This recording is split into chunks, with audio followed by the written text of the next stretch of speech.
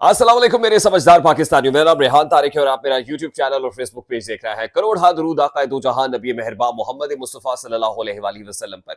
इस दुआ और इस उम्मीद के साथ इस व्लॉग का आगाज करते हैं कि अल्लाह रब्बुल इज्जत इस मुल्क के फैसला साजों के दिलों में समझदार पाकिस्तानियों के लिए नरमी पैदा कर दे।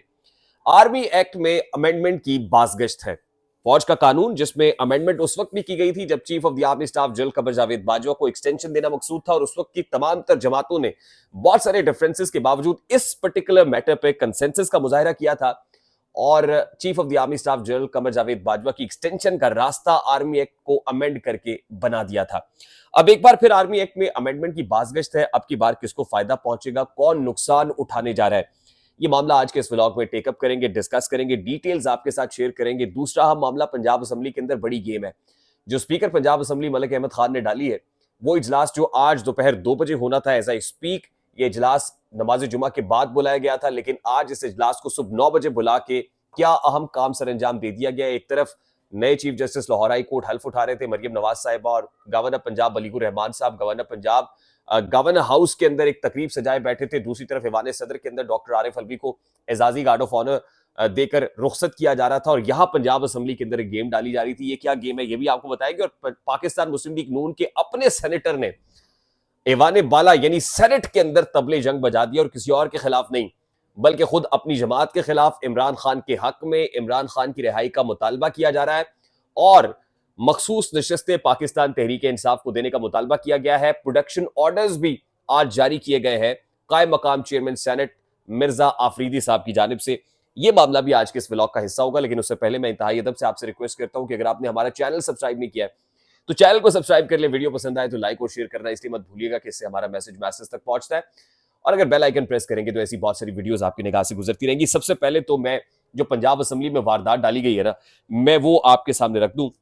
देखिए, आज ही पाकिस्तान तहरीक इंसाफ की तरफ से दायर की गई पिटिशन पे लाहौर हाई कोर्ट में समाअत होने जा रही थी। पाकिस्तान तहरीक इंसाफ यानी सुन्नी इत्तेहाद काउंसिल के हामिद रजा साहब ने बेसिकली पेशावर हाई कोर्ट में जो स्टे आया उसके बाद लाहौर हाई कोर्ट के अंदर दरखास्त दायर की गई थी और यह कहा गया था कि पंजाब असेंबली की जो मखसूस नशिस्तें हैं उसके ऊपर हल्फ लेने से स्पीकर पंजाब असेंबली को रोका जाए। आज पंजाब असेंबली का इजलास दोपहर 2 बजे बुलाया गया था एज आई स्पीक यानी नमाज जुमा के बाद, लेकिन आज इस इजलास को सुबह 9 बजे आनन फानन बुला लिया गया।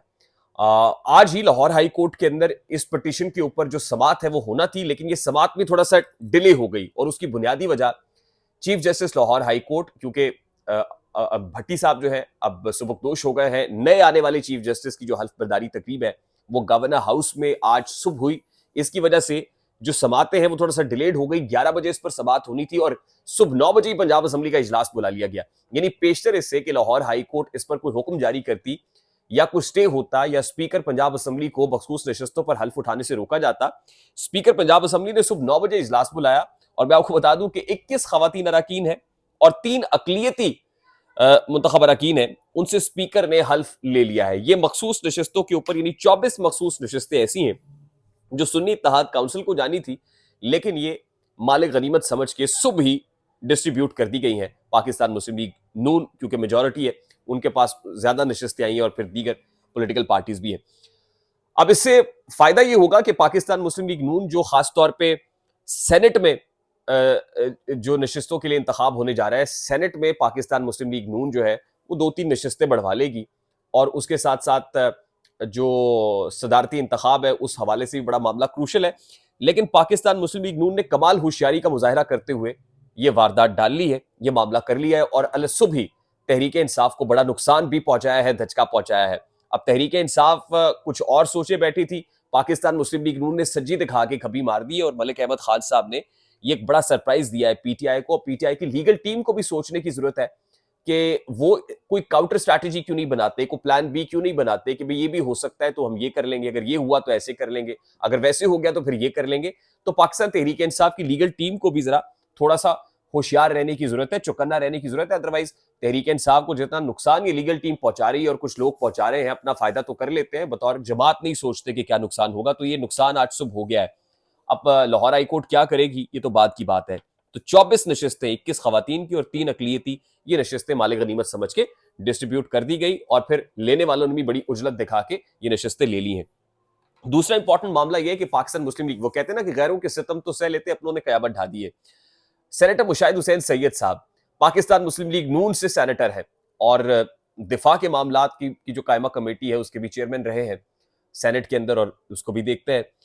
सेनेटर मुशाहिद हुसैन सैयद, वैसे इनके बारे में ख्याल तो यही है कि इस्टेब्लिशमेंट के आदमी, मुख्तलिफ पॉलिटिकल पार्टीज के साथ मुस्लिम लीग काफ में भी रहे, मुशर्रफ दौर में बड़े एक्टिव रहे, जिस वक्त पाकिस्तान मुस्लिम लीग नून के जो कायदीन है वो बाहर थे, एग्जाइल में थे, ये उस वक्त भी मजे लूट रहे थे।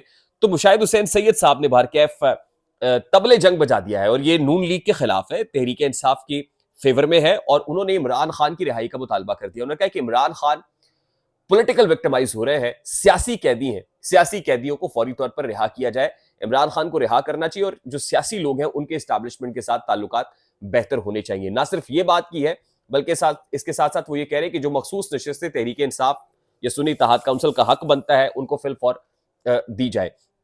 ये करारदाद जो सेनेटर मुशाहिद हुसैन सैयद ने ईवान बाला के अंदर पेश की है, इसकी बड़ी सिंबॉलिक इंपॉर्टेंस है। अब ये भी देखना है कि मुशाहिद हुसैन सैयद साहब किसके ईमा पर बात कर रहे हैं। क्या इस्टेब्लिशमेंट ऐसा चाहती है? क्योंकि मुशाहिद हुसैन सैयद के बारे में तासुर ये कि इस्टेब्लिशमेंट के आदमी है, इस्टेब्लिशमेंट जहां देखती है वहां ये देखते हैं और वही बात ये करते हैं जो मुख्तलिफ इदारे करते हैं, हल्के करते हैं, या फिर इस्टेब्लिशमेंट के अंदर कुछ क्वार्टर्स ऐसे हैं जो ये बात कर रहे हैं और फिर मुशाहिद हुसैन सैयद के जरिए से ईवान बाला के अंदर इसको फ्लोट कराया जा रहा है। तो इसको हर लिहाज से तमाम तरह एस्पेक्ट से देखने की जरूरत है और फिर आइंदा भी देखने की जरूरत है कि पाकिस्तान मुस्लिम लीग नून मुशाहिद हुसैन सैयद साहब की तरफ से पेश की गई इस करारदाद को सेनेट में बैक करती है या डिस्कस करती है, या इसके ऊपर कोई वर्जन आता है नून लीग का कि आपके सेनेटर साहब ये क्या कह रहे हैं, तो नून लीग इस पर क्या कहती है। तीसरी इंपॉर्टेंट चीज ये है, ये जो 9 मई वाला मामला है, हम बार बार कह रहे हैं कि कहीं ना कहीं से तो सहूलतकारी हो रही है इमरान खान साहब के लिए, और क्या 8 फरवरी के जो इंतखाबात हुए उसके बाद रियासत ने कोई नरमी पैदा कर ली है तहरीक इंसाफ के लिए, और 9 मई के लोग जो है वो रिहा भी हो रहे हैं, जमानतें भी मिल रही हैं। रात हमने आपको बताया था कि जिना हाउस हमला केस में 33 लोगों की जमानत हो गई है, 2 रोज पहले GHQ हमला केस में 9 लोगों की जमानत हो गई। तो क्या होने जा रहा है? अब इस हवाले से जो इनर सर्कल्स हैं, क्वार्टर्स हैं, वो कह रहे हैं कि जी 9 मई के लोगों को तो हम नहीं छोड़ेंगे, करार वाकई सजा पहुंचेगी। आइंदा आने वाले दिनों में बस हुकूमत बन जाए, फिर आप देखिएगा कि मामला कैसे चलेंगे।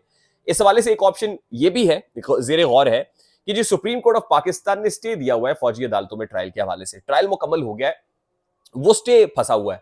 उस स्टे के हवाले से सुप्रीम कोर्ट ऑफ पाकिस्तान में शायद हुकूमत को रेफरेंस लेके आ रही है और हुकूमत जो है वो सुप्रीम कोर्ट ऑफ पाकिस्तान पर ये प्रेशर डालेगी कि स्टे को तोड़े ताकि एज अर्ली एज पॉसिबल 9 मई के जो मुल्जिमान उनको करार वाक़ई सजा दी जा सके। दूसरी इंपॉर्टेंट चीज जो है वो इनर सर्कल से जो जराए से खबर आ रही है और दी न्यूज ने ये अपने सोर्सेज से ये स्टोरी पब्लिश किया, वो ये है कि आर्मी एक्ट में अमेंडमेंट की बात हो रही है। देखिए, जैसे हमने गुज़श्ता रात बात की थी कि बहुत सारी अमेंडमेंट्स होनी है, बहुत सारी चीजों में तरमीम इस हुकूमत को करने को कहा जाएगा, और एक तरमीम आर्मी एक्ट में अमेंडमेंट भी है। और आर्मी एक्ट में अमेंडमेंट से ऐसा कंड्यूसिव एनवायरनमेंट पैदा करने की कोशिश की जाएगी कि जिससे जो 9 मई के मुल्जिमान हैं उनका नातका बंद किया जाए, उनके गिर्द घेरा मजीद गिरफ्त मजबूत की जाए।